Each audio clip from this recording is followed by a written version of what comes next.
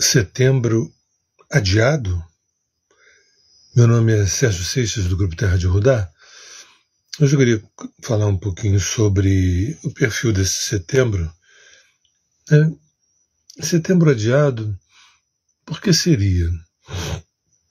Quando a gente fala em setembro, principalmente aqui no Hemisfério Sul, né, a gente está pensando no equinócio da primavera, que é um momento assim, incrível. A gente, quando fala de primavera, pensa em flores, no acasalamento dos animais, né? O início da abundância dos alimentos da natureza, as chuvas, os ventos começam a disseminar sementes desde o final de agosto.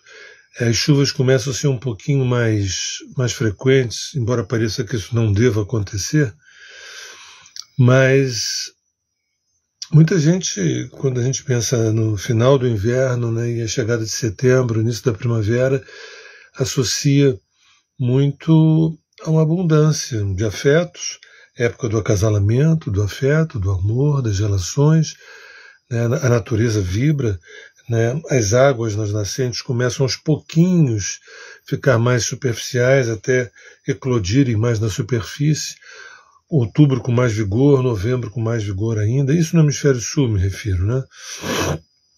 Porém, quando eu suspeito, né, de um setembro adiado, eu fico olhando para o céu astrológico e vejo alguns aspectos. Fiz aqui uma pequena lista. Quer dizer, dia 1º de setembro, Urano ele fica retrógrado. Né? O Plutão ele retorna a Capricórnio, vai passar um tempo até depois entrar em definitivo em Aquário, ficar 20 anos em Aquário. Né? Eu vou falar um pouco sobre isso. A gente vai ter também dia 4, por exemplo, o Marte em Câncer. Dia 8 tem o Sol oposição Saturno. Dia 9 o Mercúrio volta a Virgem. E eu acho que tem outros aspectos que eu vou falar daqui a pouco, mas esses é que ficam um pouco da suspeita desse setembro adiado, porque planetas retrógrados, a gente nunca pensa a expressão retrógrado com a palavra primavera, né?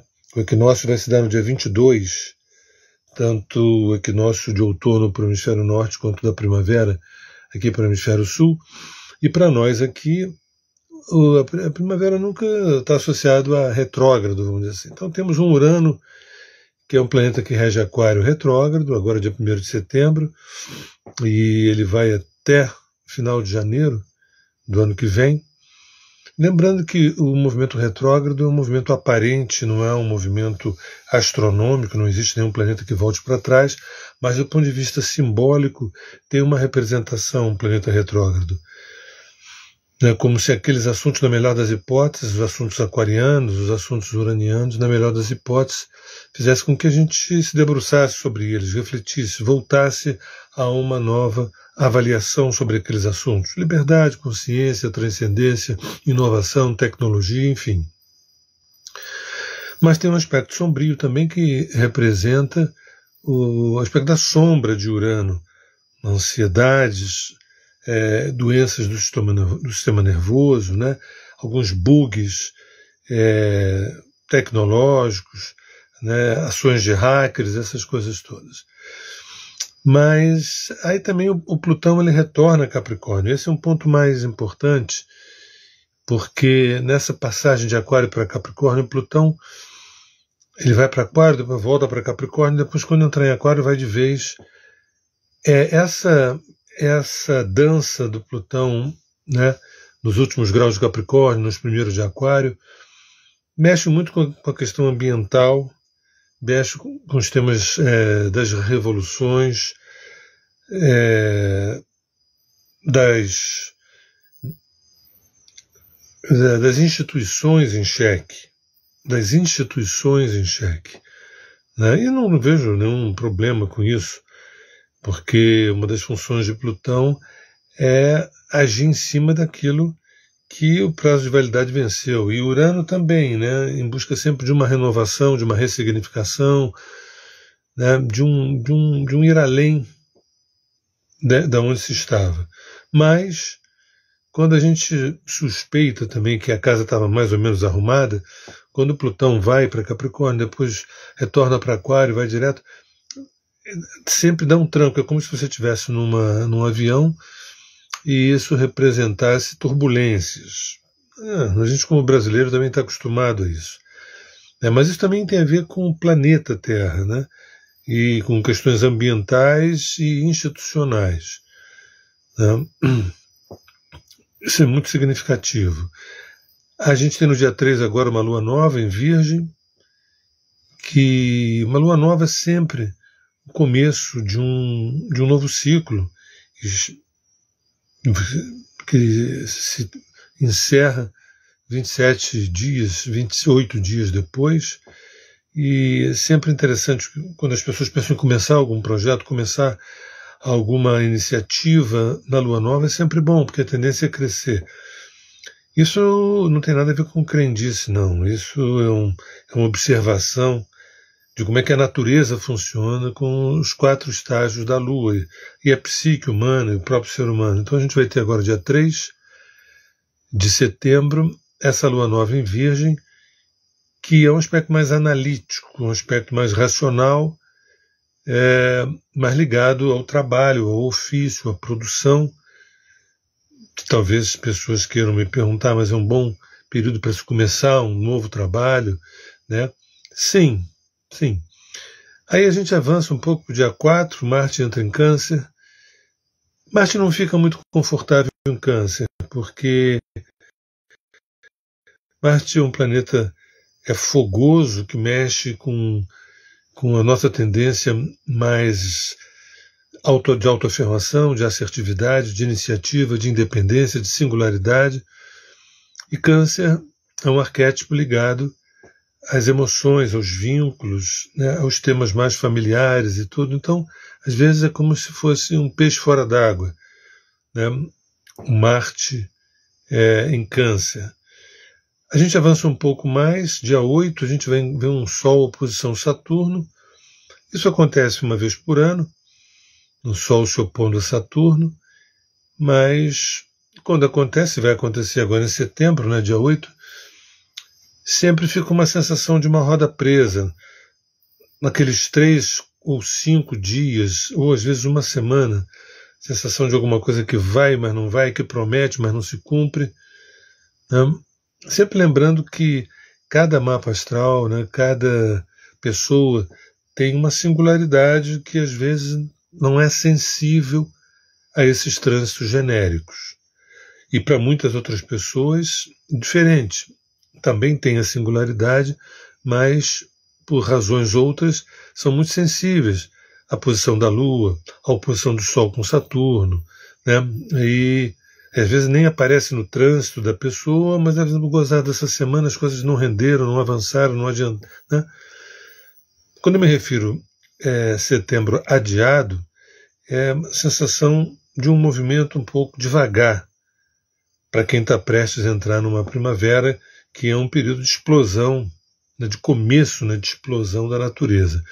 Então, no dia 8 nós temos esse Sol oposição Saturno, no dia 9 o Mercúrio volta para Virgem, que também é um aspecto analítico, racional, objetivo, funcional, pragmático, muito bom para dietas, para alimentação natural, para algumas restrições voltadas para a saúde propriamente dito, né?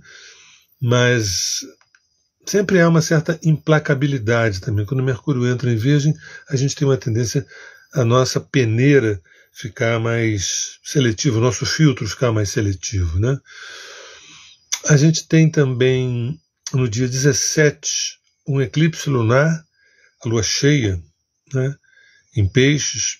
E aí é o seguinte, ainda que tudo indica que setembro talvez seja um pouco mais seco do que o normal, porque em tese é um mês onde os ventos começam a disseminar as sementes, né, no solo, para que a chuva, de repente na segunda metade da quinzena, de setembro, né, e adentrando em outubro, seja um pouquinho mais abundante e vai se intensificando na medida que vai chegando novembro, dezembro, janeiro, entra o verão e aí é outra história.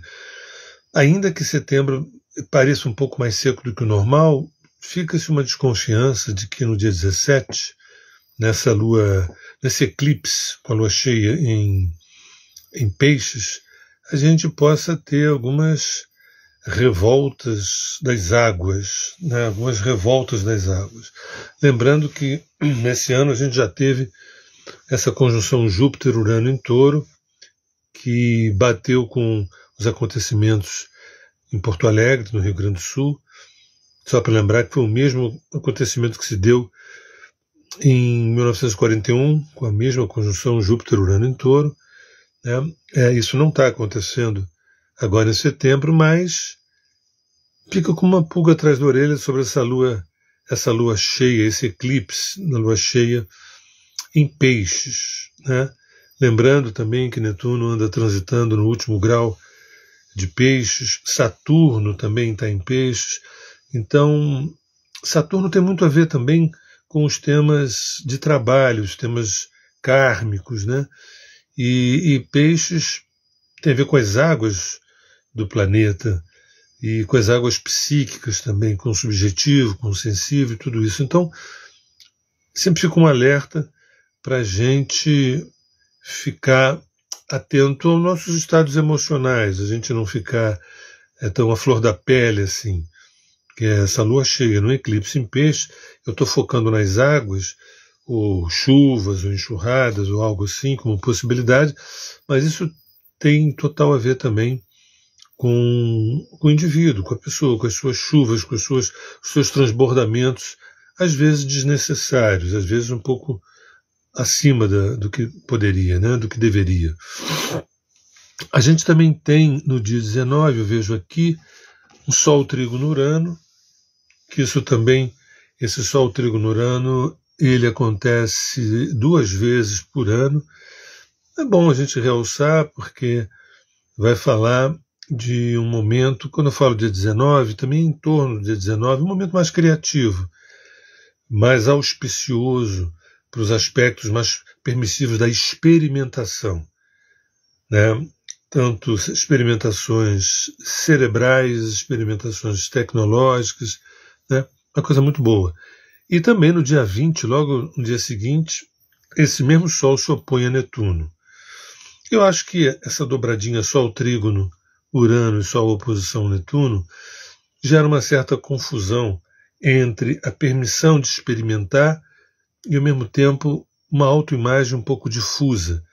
Mas o que é? O que eu faço? O que eu não faço? Algumas indefinições. Toda vez que o Netuno ele faz um aspecto de quadratura, de oposição ou de quincúncio com algum planeta pessoal, há uma tendência a gente ou dourar a pílula, né, ou botar um óculos cor-de-rosa, ou não conseguir ver a realidade tal qual ela aparenta de fato ser. Né? Então, em torno lá do dia 20, essa oposição Netuno pode fazer com que a gente perca um pouco a noção dessa autoavaliação, né, e achar, quem sabe, que a gente pode mais do que a gente de fato está podendo. Né?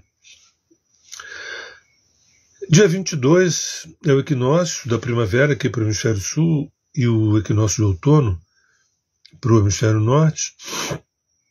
É um momento importantíssimo, um dia igual à noite, a gente vai falar disso mais na frente, e que vai falar de equidistâncias.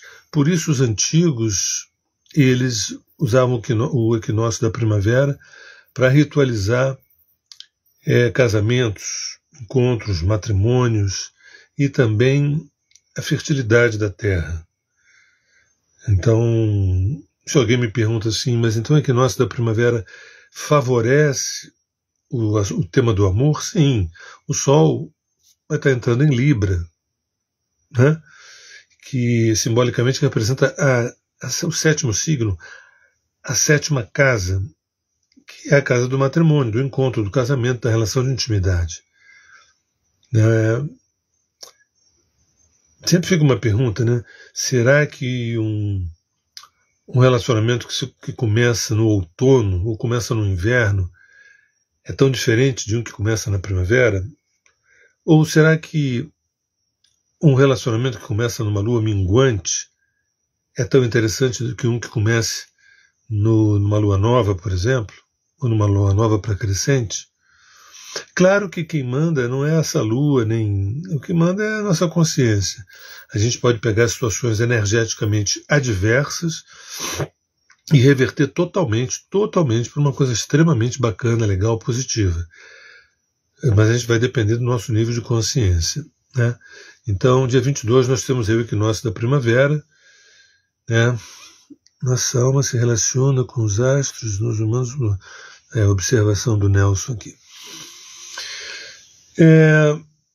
E também vamos ter essa Vênus em Escorpião, que talvez nas proximidades eu fale um pouco mais, essa Vênus em Escorpião, que eu acho muito interessante, assim, no dia 22, que é um aspecto de quando a sensualidade venusiana assume uma função mais erótica, uma função mais sexualizada de Escorpião.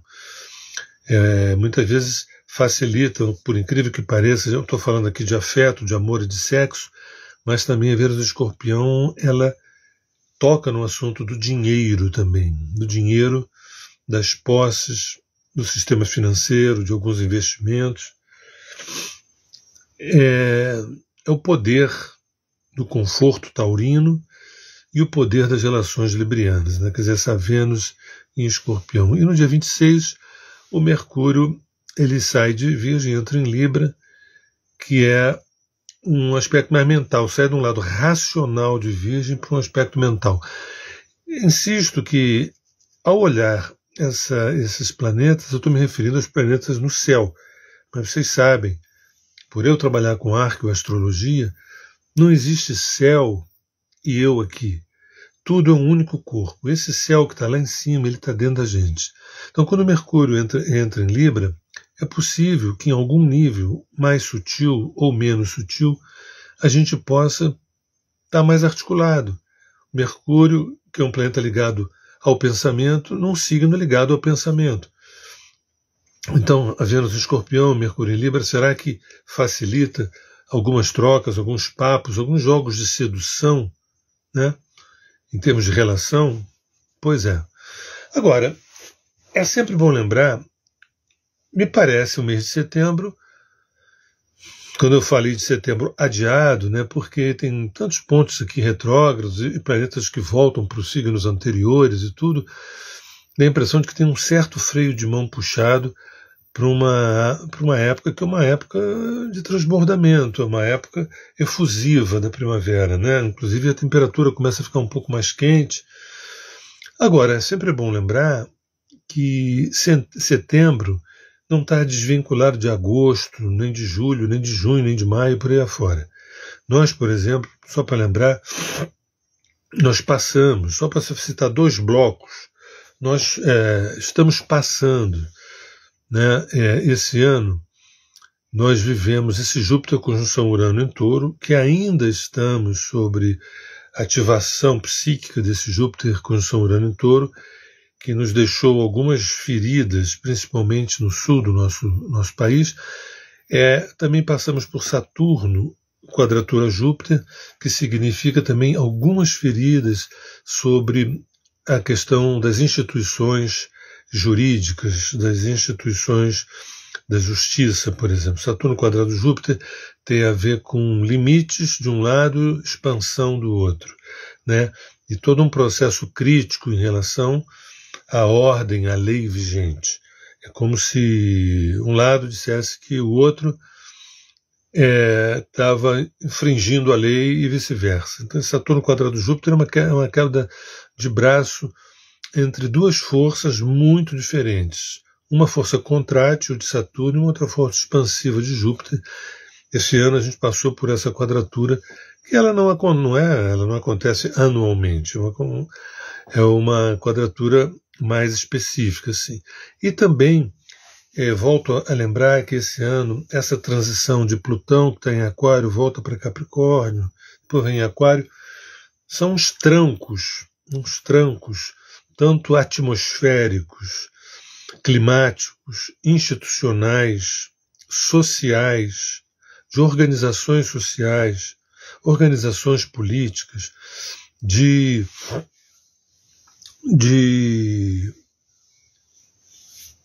experiências migratórias, né? E outra coisa também, né? Na calada da noite, é possível que alguns movimentos bem geniais estejam em latência, alguns movimentos sociais bem interessantes, bem revolucionários, bem transformadores estão em latência que ainda não atingiram a mídia, vamos dizer assim.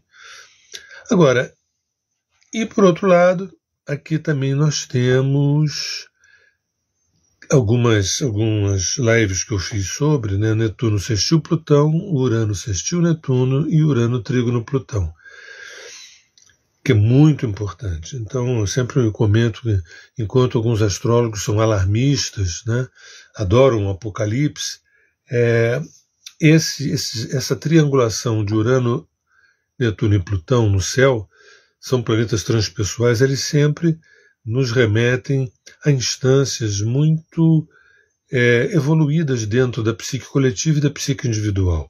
Então, enquanto a gente está, de repente, distraído com alguns eventos mais catastróficos, lá no fundo da nossa psique tem alguma coisa se consolidando, abrindo, crescendo, desenvolvendo, ampliando, né? Embora muitas vezes a gente identificado com uma coisa ruim, negativa, difícil, a gente não perceba, né? É sempre bom lembrar que nós estamos vivendo também esse ano essa triangulação de 2 sextis e um trígono entre os planetas Urano, Netuno e Plutão. Não acho pouca coisa. Os 3 planetas transpessoais estão fazendo aspectos harmônicos. Enquanto a gente entra num eclipse, enquanto a gente entra numa quadratura de Saturno-Júpiter, enquanto a gente entra, por exemplo, Sol oposição Netuno, Sol oposição Saturno, planetas retrógrados, é como se tivesse uma base dando para a gente um estofo espiritual, uma base espiritual, e eu diria uma confiança também. Eu diria uma confiança. Isso para quem tem olhos para ver, né? Bem, eu acho que, pelo que eu analiso, para terminar a minha fala, pelo que eu analiso do mês de setembro, alguma coisa mais drástica que possa acontecer não se deve exatamente a esse mês de setembro, e sim aos ecos desse ano de 2024 que trouxe aspectos, está trazendo aspectos. Aliás, desde 2020 que a gente vem passando por trânsitos muito difíceis, né? 2012 começou um novo ciclo, 2020 se acirrou, 2021 e 2022 foram muito complexos, né? E os ecos continuam. O que aconteceu no início do ano de 2020, com essa conjunção tríplice de Júpiter, Saturno e Plutão, tem dezenas e possivelmente 1 ou 2 séculos de reverberação, né? No âmbito econômico, no âmbito político, no âmbito social, no âmbito da educação, no âmbito da alimentação, no âmbito da indústria farmacêutica. Então, se a gente se depara com o mês de setembro um pouco mais ácido, não creio que seja por conta desse mês de setembro, e sim pelos ecos que vão perdurar, continuam passando em outubro, novembro, mas insisto que a gente está com essa triangulação de Urano, Netuno e Plutão, que faz com que quem tiver um aspecto mais de meditação, de silêncio, de contemplação, de algumas intenções mais luminosas, consegue fazer essa travessia, bem difícil, né? Mas consegue fazer essa travessia com algum sucesso, né? E quando eu falo sucesso, eu estou me referindo à relação entre o nosso ego e a nossa psique, o nosso ego e a nossa alma, né? Um alinhamento, eu digo. Então é isso. Eu chamei de setembro adiado, um setembro que ele parece que um pouco sonolento, parece que ele demora a se mostrar enquanto primavera, né? Insisto que talvez nesse eclipse do dia 17 da lua cheia em Peixes, Não sei, pode ser que alguma coisa das nossas águas, né, de dentro da gente ou de fora, pode ser que se avolumem aí. Mas nada que a gente já não esteja, de alguma forma, acostumado. Eu acho que quando a gente se arvora a tentar falar do futuro, o que menos importa é tentar fazer previsões factuais. Previsões factuais, elas podem gerar expectativas falaciosas, mentirosas dentro, e sim falar de algumas dinâmicas dessa psique, tanto coletiva quanto individual. Né? O quanto esses arquétipos eles se relacionam quando estão fluindo bem ou quando eles estão se atritando, né? Para dar ferramentas para a gente saber lidar. Porque o que está em jogo é o desenvolvimento da consciência. O que está em jogo não é a gente se defender de um monstro que pode acontecer a qualquer momento. Não, o monstro somos nós mesmos.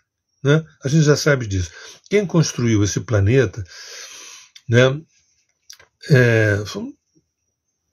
quer dizer, uma parte desse planeta, e diria uma parte não harmônica desse planeta, fomos nós. Né? Por mais que a gente se esforce, né, na arte, na cultura, na música, na natureza, na sensibilidade, no amor e tudo mais, existe um caldo sombrio feito por nós.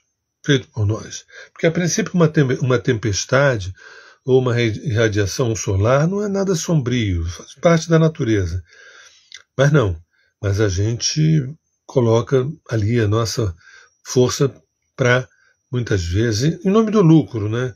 Em nome do lucro, em nome de alguma benfeitoria para a minoria, a gente pode colocar projetos sombrios, e aí a gente fica confuso, achando que são os astros que promovem isso. Não.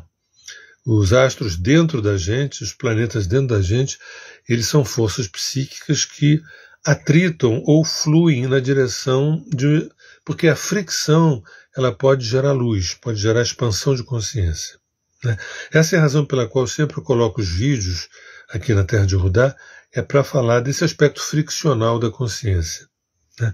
A gente tem que saber ter uma relação boa com a palavra fricção, porque é graças à fricção entre duas pulsões, né, duas realidades, é que a luz acende. E o que a gente quer é isso. Bem, meu nome é Sérgio Seixas, hoje eu falei um pouco sobre setembro adiado. Lembrando que é uma expressão, é uma permissão poética falar de setembro adiado, porque é como se eu dissesse que essa primavera talvez ela se mostre um pouquinho preguiçosa, né, com alguns planetas retrógrados e algumas situações que não são exatamente exuberantes, como a gente espera. Tá bom? Meu nome é Sérgio Seixas, do Grupo Terra de Rudá, e um beijo no coração e até agora.